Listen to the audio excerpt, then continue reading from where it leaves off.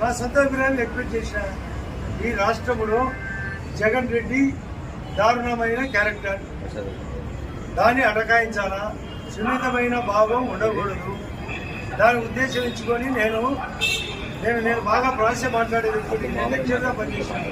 ఆ ప్రాసలో భాగంగా ఈ రాష్ట్రంలో కమ్మతనము ప్రస్ఫుటంగా ఉంది అంటే సున్నిత భావము బాగా ప్రభుత్వం యొక్క పాలన బాగుంది, దాంట్లో సున్నిత కూడా ఉందనే ఉద్దేశం. కొందరు చంద్రబాబు నాయుడు గారికి తెలియకుండా కూడా మాదే రాజ్యం అని చెప్పడం కూడా కరెక్ట్ కాదు. గతంలో కూడా ఇదే వాసన ఉండేది, ఆ వాసన పోవాలా, అతనికి చెట్టు పడాలా, ఏ తప్పు చేసినా కూడా రాజాపై చేయని వ్యక్తిని కొవ్వు చేయాలని కూడా మాట్లాడాను. ఆ పాయింట్ ఎవరు వెయిట్ చేయరు. నేను ఈ కులాలు మతాలు ఒక టీవీ పైన శ్యామశివరావు గారు 5 రోజుల కింద ఇంటర్వ్యూ చేసినప్పుడు చెప్పిన కులాలు మతాలు మధ్యలో వచ్చినవి కాదు. మీరు కావాలంటే చరిత్రగా చదవండి.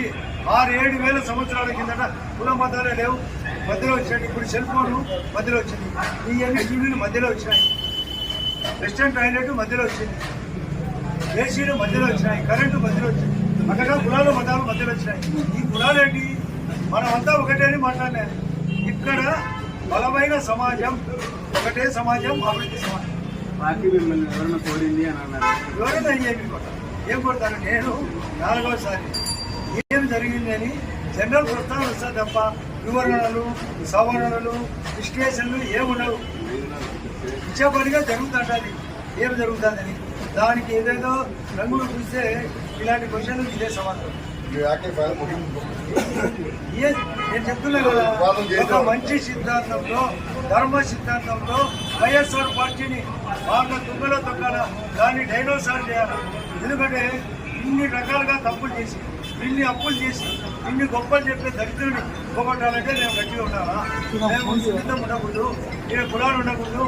బాగా కమ్మటి రాజ్యం అంటే సమర్థవంతమే చేస్తూనే ఉండాలని నా ఉద్దేశం. దాన్ని మీరు వ్యక్తిగతంగా వేరే రకంగా తీసుకొని రకరకాల ప్రచారం చేస్తే ఇట్లే ఉండాలి. దయచేసి ఇటువంటి ప్రచారం చేసే వాళ్ళను కట్టడి చేయాలి. ఎవరైనా బాధపడితే నా మాటలు నేను కూడా వ్యక్తం చేస్తున్నాను. ఎవరైనా బాధపడితే నేను వాళ్ళను నేను సత్యకుమార్ యాదవ్ గారు పొందడం లేకపోతే నా మీద దాడికి ప్రయత్నించాను.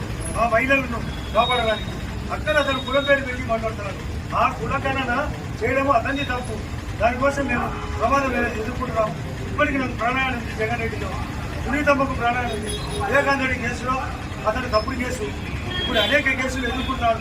అటువంటి క్యారెక్టర్ వ్యక్తిని మేము సున్నితమైతే కాదు, మనం ఒకే సమాజం కాదు, అన్ని